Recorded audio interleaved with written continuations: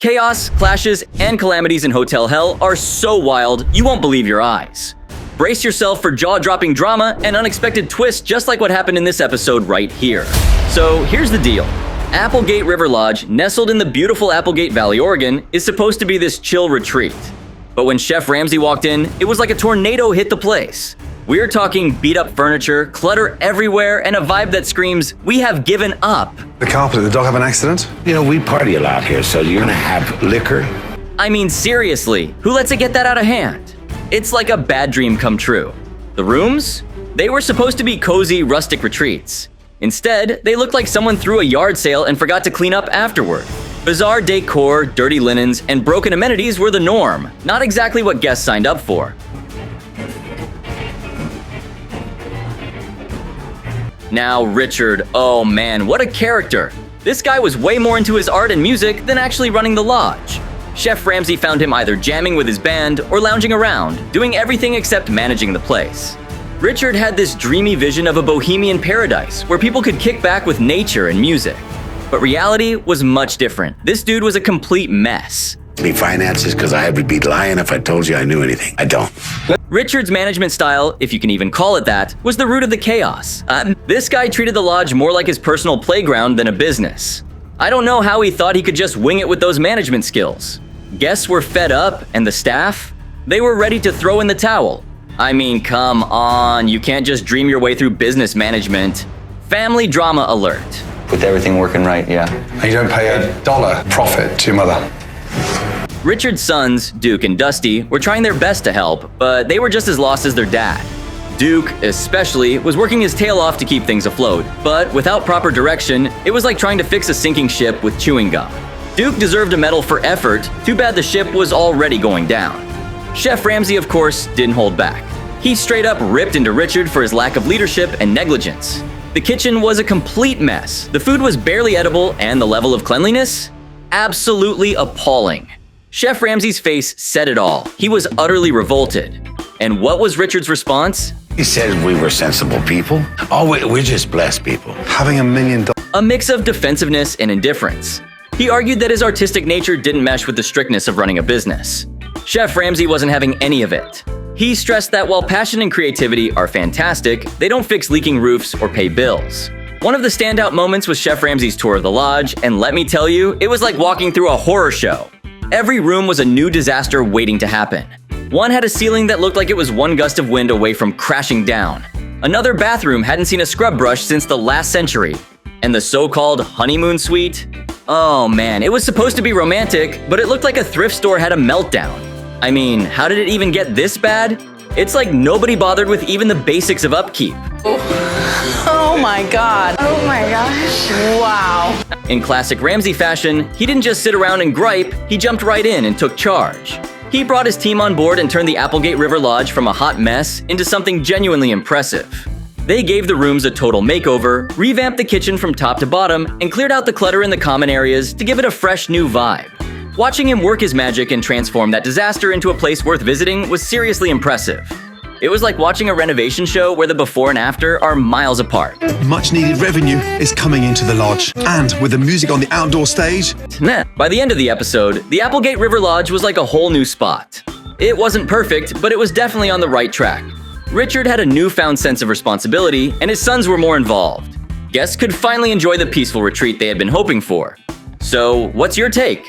Do you think Chef Ramsay's tough love was the way to go, or do you believe Richard's artistic vision could have made it work on its own? I'm curious to hear what you think. But let's dive into this next mess right here. She's mean and she can be a bully, and I've seen her reduce people to tears. So Verendar, who used to be a family therapist, yeah, that's right, a therapist, decides to dive headfirst into running a hotel. You'd think someone with her background would be a pro at handling people. Well, plot twist, she's a total train wreck when it comes to managing her staff. Dictatorship here with Verendar. You know, it's either her way or... Verendar was a control freak with a side of condescension. She treated her staff like they were beneath her, and honestly, it was infuriating to watch. She had this whole me way or the highway attitude, and it showed. Instead of inspiring her team, she was micromanaging and berating them, making the whole place a ticking time bomb. If the hotel was a disaster movie, Verendar was the villain we all wanted to see get their comeuppance. Oh man, and the brick hotel itself was no prize either. We're talking about a place that was downright filthy. Are they bullet holes in the wall? That's mold. Is now suffering from. Imagine walking into a hotel where you're not sure if the bedspread is stained with mystery grime or if the carpet has seen better days. And by better days, I mean the last time it was cleaned was probably when bell-bottoms were still in fashion. One of the most jaw-dropping moments when Chef Ramsay walked into the brick hotel rooms, and what did he find? No, you did not. No, you did not. Mold. Everywhere. I'm not talking about a little spot in the corner. This place was like a mold breeding ground. Bathrooms? Mold. Kitchen? Mold. You could almost hear the mold plotting its next move into the guest rooms. Chef Ramsay came with his trademark no-nonsense attitude and started laying into Verandar. Chef Ramsay's reaction was priceless. You could see the sheer disbelief and disgust on his face as he tried to wrap his head around how things had gotten so bad. So be it. I think we're at that point where this is really our last. What really got under my skin was Verandar's reaction to Chef Ramsay's criticism. Seriously, after the episode aired, she actually suggested that the show was just playing up her attitude for the cameras. Like, come on. It's hard to believe that the cameras were the ones making her treat her staff like garbage and run a dirty joint. Her attempts to shift the blame felt like a classic case of denial. I mean, I'm not buying it. Her behavior was pretty on the nose, and it made for some seriously cringeworthy TV. Verandar was basically saying her terrible management and awful attitude were just scripted drama. No. The frustrations of her staff and the state of that hotel were as real as it gets. Watching her try to spin it like she was some innocent victim of bad editing was not only frustrating, but a real slap in the face to everyone who had to put up with her nonsense. I mean, let's be real. If you act like a hot mess, don't blame the cameras for showing it. Own up to it, fix it, and move on. The truth hurts, but it's better than trying to pretend it's all just a bad reality show plot. Despite the chaos, Chef Ramsay did what he does best. He rolled up his sleeves and got to work.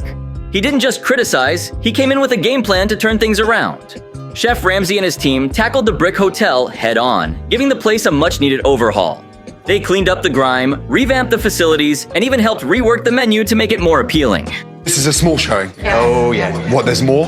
Hundreds. By the end of the episode, the brick hotel was still far from perfect, but it was definitely in a better place than where it started. Verandar's transformation was a slow and somewhat painful process, but she did start to show some signs of improvement.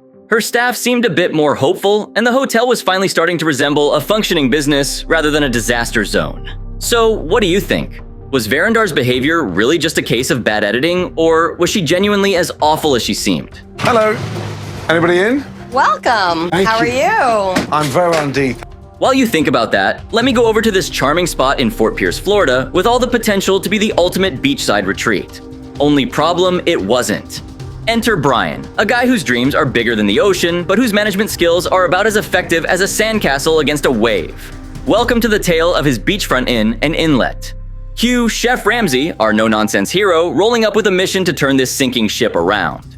His first impression wasn't so postcard-worthy. Really bad. Absolutely disgusting. The lobby is a hot mess. Think tacky, outdated beach decor that screams 1985. Fake palm trees, seashells glued to everything, and a color scheme that can only be described as beach vomit. So tacky.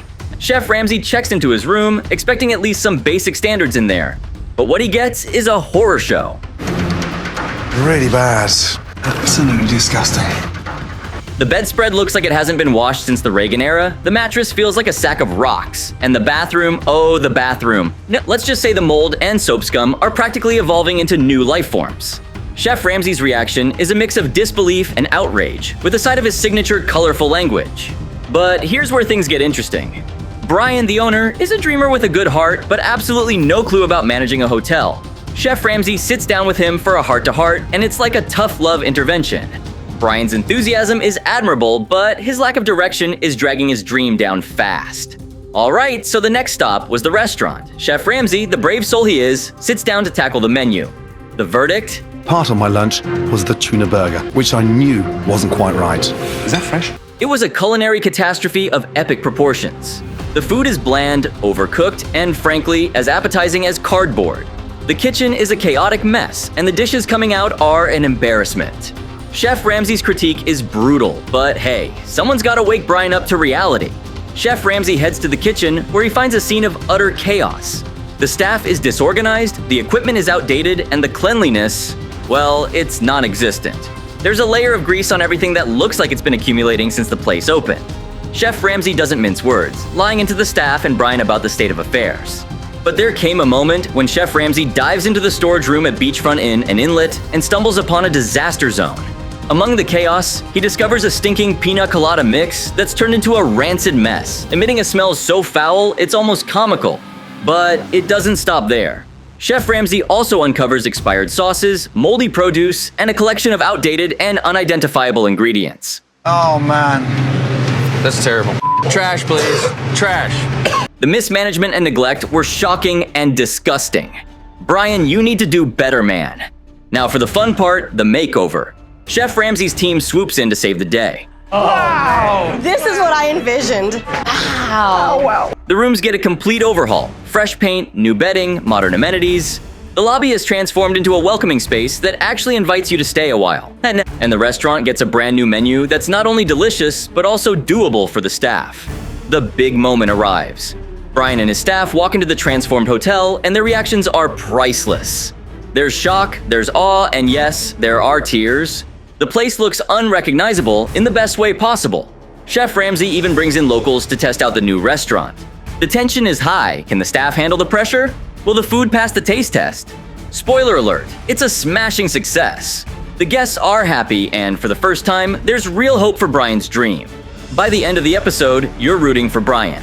He's been through the ringer, but Chef Ramsay's intervention gives him a fighting chance. The real test will be maintaining these changes after the cameras stop rolling. Can Brian keep it together and build on this new foundation? Only time will tell. But moving on. In this next episode of Hotel Hell, Chef Ramsay takes on a hotel in Vienna, Georgia. And trust me, it's a wild ride. Lisa Kroc owns this place, and it's clear from the get-go that it's in desperate need of some serious help. If you thought you'd seen it all, just wait until you dive into this episode. Jonathan and Lisa Kroc poured their hearts and souls into the Vienna Inn, a little slice of Austria in the middle of Massachusetts. They took over the place in 2000, dreaming of transporting guests to the heart of Europe with their themed decor and menu. But man, things went south fast. The locals were buzzing with rumors about adult parties in the basement. Yeah, you heard that right. And the reputation? Not exactly 5-star. Let's start with the gossip mill. Word on the street was Jonathan and Lisa were throwing some wild parties downstairs, and that didn't sit well with the community. Then there were the staff, who had plenty to say about the couple's unique management style. Have to dress like a bum. There's been a time where I called her a psycho bitch. One staffer bluntly called Lisa a psycho bitch, which tells you a lot. Apparently, her emotional outbursts were a regular spectacle. And those arguments with Jonathan? You could hear them from a mile away. Not the best environment for running a hotel, right? Enter Chef Ramsay, and he's immediately greeted by this. What happened to him? He didn't last very long, did he? Yeah, a dead cat decoration and a cabbage at the front door. Seriously, if that's not a weird welcome, I don't know what is. Inside, things only got stranger. The place was a cluttered mess, filled with bizarre trinkets like a picture of Prussian murder and a dead man's violin on the dining table. Chef Ramsay's room wasn't much better, dated decor and a locked closet stuffed with Lisa's clothes because she'd run out of space in her own room. Talk about making guests feel special. But wait, there's more. Stop it. We do. Well, they have them for many years, and it reminds them to not gain weight. The staff had to buy their own uniforms, shelling out around $300 each. Not exactly pocket change, is it? The kitchen was a hygiene nightmare, and the menu needed a serious overhaul. And the food? Let's not even go there. Extraordinary. They look like a pair of camels. As for staff morale, in the basement, just like those rumored parties. Lisa's mood swings and Jonathan's inability to keep things in order had created a toxic environment. Chef Ramsay doesn't play around. First, he tackled the clutter and weird decorations. The goal? Make the place feel welcoming, not like a scene from a horror movie. He fixed the uniform situation, ensuring the staff wasn't left out of pocket. In the kitchen, he revamped the menu to bring in some authentic Austrian flavors and retrained the staff to deliver top-notch service. You now. You, Jonathan. Oh, yeah. I love you so much. Throughout the episode, Lisa's mood swings were something else. One moment, she was calm and collected, and the next, she was losing it. The most jaw-dropping moment came when she physically lashed out at a server, smacking them on the back of the head. It was clear that the stress and chaos had taken over. Chef Ramsay's tough love at the Vienna Inn made some serious waves, but things didn't pan out as hoped. Despite his best efforts to whip Jonathan and Lisa's management into shape, the restaurant was in such a disarray that a quick fix wasn't going to cut it. So, Chef Ramsay and his crew threw up the closed for business sign and got to work. They retrained the staff, gave the place a major facelift, and revamped every corner of the operation. It was all set to be a fresh start. But here's the twist. The Vienna Inn never reopened. Turns out, rumors of adult parties and questionable activities had started swirling around. Those whispers hit hard, and the damage to the restaurant's reputation was just too much to recover from. All that hard work and renovation couldn't undo the negative buzz and lingering stigma. In the end, despite Chef Ramsay's best efforts to salvage the place, the Vienna Inn became a cautionary tale of how even the best makeovers can't always overcome a bad reputation. But in the next jaw-dropping episode of Hotel Hell, Chef Ramsay dives into the Roosevelt Inn in Coeur d'Alene, Idaho. And trust me, this place is a hot mess. Good seeing. My God, look at those chairs there. Are they from school? They are. Those came out of the first grade classroom. So this inn is set up in an old school building and run by John Hoof, his wife Tina, and her daughter Lorian. John's wearing more hats than a Mad Hatter, playing both owner and chef, but let's just say his multitasking skills aren't exactly impressing anyone in the hospitality world. Right off the bat, Chef Ramsay isn't exactly feeling the love. The inn's exterior is so unappealing that Ramsay compares it to a funeral parlor. Oh, and inside? That's a whole different level of horror. It smells like shit as well. What is that? Did the dog do a... Oh boy. The first thing Chef Ramsay's hit with is a nasty stench that turns out to be from the dogs that have taken over the place. It's like walking into a bad episode of Hoarders mixed with a dog kennel. Seriously, who thought this was a good idea? The first thing Chef Ramsay's hit with is a nasty stench that turns out to be from the dogs that have taken over the place. It's like walking into a bad episode of Hoarders mixed with a dog kennel. Seriously, who thought this was a good idea? John's big claim to fame is that the inn used to be his old elementary school, and he's decked out the walls with vintage school pictures. While that might seem nostalgic, it just makes the place look outdated and kind of creepy. Oh my God, why would you do that? And then there's the ballroom. Hey Gordon, we renovated this room 4 years ago. This is new. John's super proud of the $54,000 he spent renovating it, but Chef Ramsay's jaw drops. Not because of the price, but because it looks like a blast from the 70s. Seriously, it's like stepping into a time machine, but not in a fun way. To top it all off, the occupancy rate has been stuck at a dismal 20% for a whole year. Ramsay's not exactly shocked, especially after he sees the room he's supposed to stay in. Everything looks like we're in a time. I mean, it's so dated. Drenched in a shade of pink that screams bridesmaid dresses and costing a staggering $319 a night, it's covered in a thick layer of dust. It's clear no one's bothered with cleanliness for ages. Well, that's not so comforting, is it? This place is a total disaster. John, you can't just walk away. When Chef Ramsay sits down to chat with John, he uncovers some seriously shocking stuff. Turns out, John's management style is about as laid back as it gets, including a jaw-dropping confession that he sometimes gets violent with guests who tick him off. Naturally, Chef Ramsay was not having any of this, and a heated argument erupts. John ends up storming off like a petulant kid who didn't get his way. Seriously, that's not how you run a business. It's there. Oh my God. Chef Ramsay spends the night on the couch because the bed is too gross to sleep in. The next morning, he invites past guests to share their thoughts, and let me tell you, the feedback is brutal. Guests complain about everything from outdated decor to horrible food. The real shocker? A black light test shows that the beddings and mattress are covered in bodily fluids. It's enough to make anyone gag, and Tina is left in tears. Well, that isn't so comforting, is it? Like we're in a time warp. I mean, it's so dated. So my room, how much do you pay to stay in here? $319. Chef Ramsay then tries John's cooking, and it's a train wreck. The shrimp cocktail is basically a puddle, the salmon's undercooked, and even a simple boiled egg comes out raw. Chef Ramsay heads into the kitchen to give John a reality check, but John's too stubborn to take any criticism. Wow! Holy wow! John, how do you feel? Finally, Chef Ramsay manages to get John to admit that change is needed. He and Tina have a heartfelt chat, and Chef Ramsay and his team go to work. They pull an all-nighter to revamp the ballroom, turning it into a stunning space for weddings. They even gift $50,000 worth of plates and glasses to complete the look. Talk about going all out. Misty returns to review the changes and is over the moon with the improvements. Chef Ramsay has set up a wedding for the relaunch, and it's a smashing success. The inn's rooms are finally fully booked, and John and Tina get a shot at cooking from Chef Ramsay's new, simplified menu. The episode wraps up with the Roosevelt Inn making a remarkable comeback. It just goes to show that with some discipline and a whole lot of elbow grease, even the most run-down places can get a new lease on life. Anyway, moving on. It's not like this owner was facing a cash crunch or something. In fact, he was busy swimming in millions of dollars, but the only problem was he didn't know how to use it. While the hotel plummeted to its worst, the owner found himself getting arrested for driving under the influence. And everyone knew about his stinking habit. Philip will come in here drunk Good job, Chick. Good job. in front of all the staff, and it's just an embarrassing. I mean, seriously, if you can't even take care of yourself, how on earth do you expect to handle a freaking $5 million hotel? While he never failed to flaunt his richness, the poor 50 hardworking staff members of this hotel were desperately trying to keep their jobs on a ship that'd soon go down. And guess what? It soon began to show. The Montello Hotel in Longview, Washington, was at the brink of self-destruction when Chef Ramsay decided to help them out. But the owner, Philip Lovingfoss, was way over his head, and his girlfriend Ginger, who worked as the general manager, was struggling to pull things together.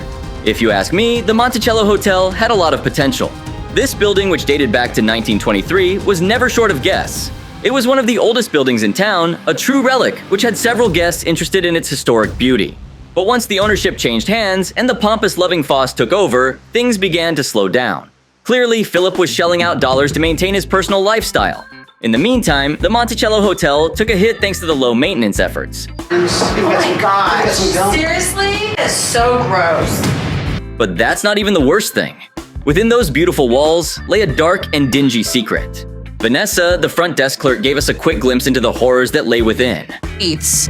And then there are countless rooms stuffed Philip and Ginger's crap instead of guests. What a colossal waste of space. But here's what's even worse. While the main hotel had turned into a hoarder's paradise, guests who actually came to stay at the historic hotel were shown to a shady side wing next door. And this left them saying just one thing. This door. I was hoping to stay in the hotel. I mean, who'd want to, right?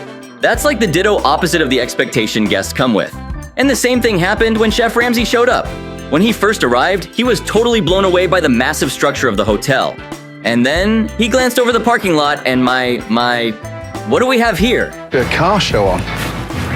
Oh no. Somebody having a laugh. Hotel. Was it some kind of a car show or something? But wait, before you jump to any conclusions, allow me to clear the air out. Those cars were actually owned by Philip. Yup, the same guy who failed to pay his employees, citing bankruptcy as a reason. Anyway, let's quickly skip the part when Chef Ramsay was shown to his room. It's funny how they treated Chef Ramsay like they would with any other guest, because had it been for me, I would have made sure he got the best room available. Or maybe Vanessa did this on purpose. Who knows? But I can tell you this, Chef Ramsay wasn't the least impressed. When he was escorted to his room in the motel, which was adjacent to the main building, Ramsay was disappointed. Wing Motel? Now why in the would I want to stay in here? He obviously demanded to be moved back into the main building. But I think he should have just stayed at the motel, because the room he moved into later was simply disgusting. Can you believe all these crappy decorations were straight from Ginger and Philip's house? Even the friggin' mattress! Just from their house. Yes. You bring a mattress from into your hotel? And that wasn't it. Vanessa showed him the other rooms, and Chef Ramsay couldn't believe his eyes. Jeez. It's like a suite just full of crap. It's like a dumping ground. Chef Ramsay was baffled when he met up with Philip and Ginger and saw Philip all blinged out with freaking diamonds and wondered why this owner was not using his damn money to improve the hotel. He then dragged the staff to his room and whipped out a black light that exposed the disgusting truth. This black light shows up bodily fluids. That's exactly what you're seeing. I wouldn't want to lay on that. Where these mattresses come from? Needless to say, the staff started freaking out after seeing how disgusting the room was. That night, knowing how filthy the bed was, Chef Ramsay refused to sleep in it. The place where he decided to finally crash will leave you in shock. That was rough. Sleeping in a tub. Yes, he found the bathtub safer to sleep in than the bed. Chef Ramsay dreaded coming to the hotel that night. But so did several other guests who had booked themselves in. Which is why Chef Ramsay reached out to all the guests to give the owners an honest feedback about their experience. And there was one constant response: none of the guests were happy. They were griping about how filthy things were, and one guest actually explained a pretty ghastly scene to describe his room. And drug out the room. I mean, this stain goes down the hall. There's no... But this one customer summed up the disappointment that most guests felt, including Chef Ramsay. I couldn't stay in a piece of history and got sent over to a motel. Shocked? Well, it looks like they are definitely not planning on coming back. So let's move on to the last hotel that'll blow your mind. Sometimes, even the most luxurious-looking places can turn out to be worse than even a run-of-the-mill motel. Enter the Keing Hotel in sunny San Diego, California. On paper, this place is a dream. It's the brainchild of Eddie Kane, a property developer who's got a serious luxury fetish and an obsession with Ferrari sports cars. Imagine if a teenage boy got a blank check to design a hotel. Yeah, you're getting the picture. The Keing Hotel boasts 35 rooms, each one inspired by the sleek design of a Ferrari. Yep, Ferraris everywhere. Eddie didn't hold back, splurging millions to have actual sports car designers trick out the rooms. There's a lot of red. Wow. I'm Christos. At first glance, the hotel's exterior looks pretty impressive. But when Ramsey steps inside, he's in for a rude awakening. The reception area feels more like a nightclub, drenched in bold shades of red. Oh my god, who thought that was a good idea? Right here, I like to always stop at the car. Each floor has a different model. Who's obsessed with the suit? But the rooms? Oh man, the rooms are something else. They're like high-end garages with a jaw-dropping price tag of $759 a night. And when Chef Ramsay gets into the elevator, he's met with an over-the-top homage to Ferraris. Seriously, the owner's obsession is plastered everywhere. It's like living inside a car commercial. What's that thing there? That is actually the jacuzzi tub. Middle of the lounge? It is in the middle of the lounge. Chef Ramsay's room is a bizarre mix of modern and nightclub vibes, featuring a lavish $20,000 jacuzzi tub smack in the middle of the living space. A couch would have sufficed, but okay, Eddie. The rest of the room is marred by cheap-looking decor, impractical design choices, and signs of neglect like a broken socket and crumpled sheets. The plastic plants? Just the cherry on top of this not-so-luxurious sundae. Who thought plastic plants were a good idea? Is this how it's normally served? Yes. In a to-go box? Yes. Feeling peckish, Chef Ramsay orders room service. But instead of being served on plates like, you know, a normal hotel, the food arrives in takeout containers and cardboard boxes. And the taste? Let's just say it's worse than anything you could ever imagine. Now I know why they use the boxes. Chef Ramsay soon learns that despite his hefty investment, Eddie has never received any formal hotel management training. However, Eddie insists his establishment is the epitome of luxury, even though he's never had the pleasure of staying there himself. Classic. No wonder the hotel is half empty. They can't even get the basics like room service and laundry right. But Chef Ramsay isn't done yet. He sticks around the reception area to observe the room service, and what he witnesses is nothing short of disastrous. Several guests complain about disgusting rooms, dinner orders are delayed by a whopping 45 minutes, and one bold guest even compares the hotel to a brothel. Ouch. But with those red walls, I guess I can see it. Please. Perfect. Thank you. Right here, I like to... The worst part is yet to come. Chef Ramsay takes a tour of the hotel's laundry room and finds it equipped with the kind of washers and dryers you'd have at home. Not exactly up to the task of keeping a hotel clean. And pressing sheets? Forget about it. They don't even have the equipment for that. By this point, Chef Ramsay's had enough. He confronts Eddie, who's still in denial about the state of his hotel. Chef Ramsay breaks it down for him, pointing out all the flaws and the reasons why guests are unhappy. Eddie finally starts to see the light, but it's clear there's a long road ahead to turn this place around. So much nice. Oh, wow. Oh my god. Chef Ramsay brings in his team to revamp the hotel. They work tirelessly to strip away the gaudy, impractical elements and bring in a more refined, comfortable atmosphere. The jacuzzi tub is moved out of the living space, and real quality furniture takes its place. The reception area gets a makeover too, moving away from the nightclub vibe to something more welcoming. In conclusion, Chef Ramsay's visit to the Keing Hotel in San Diego is a perfect example of why Hotel Hell is such a captivating show. It's not just about the shocking initial conditions, but also about the incredible transformations. So, which of these hotels do you think was the worst? Don't forget to share your thoughts in the comments below. And if you enjoyed this video, make sure to drop a like, subscribe, and turn on the post notifications. And if you want to watch another mind-bending video, then make sure to check out this next post right here. It's even crazier.